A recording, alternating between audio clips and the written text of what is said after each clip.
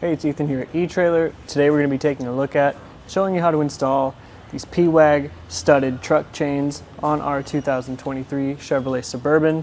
This is going to be on a tire size 265, 65, 18.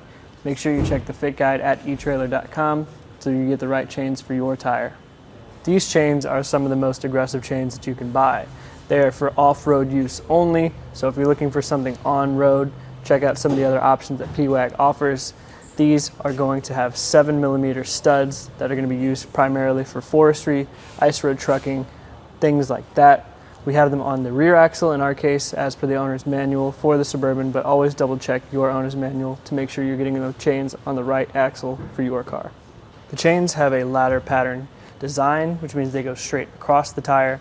So they're going to be really helpful for starting and stopping, overcoming, getting stuck in those situations. As well as you can see, like I mentioned before, they have these 7mm studs that go all the way across that are going to be super aggressive and going to do a great job at biting into that snow, mud, ice, anything that you throw at them. Chains are twist links and they're made of a premium alloy construction, so they're going to be durable and hold up to rust, weather, corrosion better than a low carbon steel would. The chains are tensioned well because there are 3 cam tighteners that are featured on the outside to twist to get the tension into the chains. The chains do come 2 to a set in this really lightweight sort of plasticky canvas type bag. As you can see on ours, we actually already have a nice rip in the side, especially with these bars, with these studs. They're way too aggressive for a bag this light. They're going to be poking through and causing problems in no time.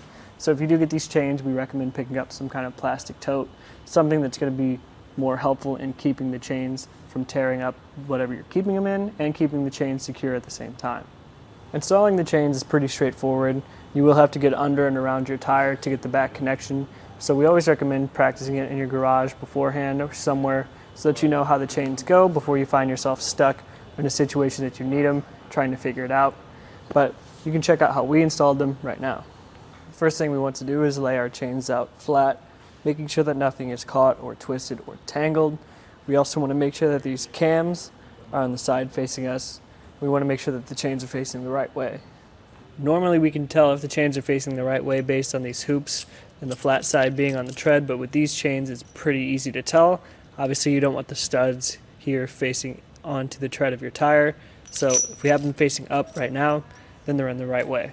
Once we have them centered up, we can drape them over our tire, starting by grabbing a couple of these connections towards the end and carefully moving these on and around, trying to avoid the studs making contact with any of the paint or the exterior of our vehicle, because they will scratch it up fairly quickly and fairly easily.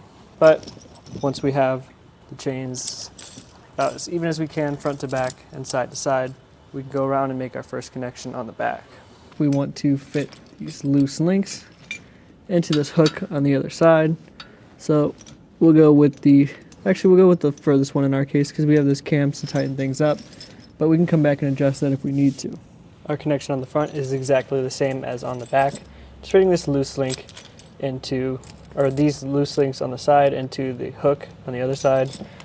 Go for the second one in our case, and then we'll tighten things up. Using this provided lever tool, we will rotate the cams by sticking it in and turning them counterclockwise. In our case, we'll probably need at least a couple of them, if not all of them. So there are 3. We'll tighten all those down. And you can see that gave us a really nice snug fit. Even though we do have the cams to tighten things down, there's still no self-tensioning built into the chains. So if you bump along, especially with some aggressive chains like these, they'll probably shift around a little bit. So we want to make sure that we pick up one of these rubber tensioners and you put it on similar to how you would put a tire on or take it off, following a star-shaped pattern, trying to get as much coverage as you can. Again, for when you're bumping over things or when chains shift during turns, the rubber tensioner will help keep the chains in place. Once you have the tensioner on, get the chains installed on the passenger side tire as well. Roll forward and backwards a few times to make sure that everything is in place, and then you're ready to go. This was just a look at how these Pewag twist link studded truck chains fit on our 2023 Chevrolet Suburban.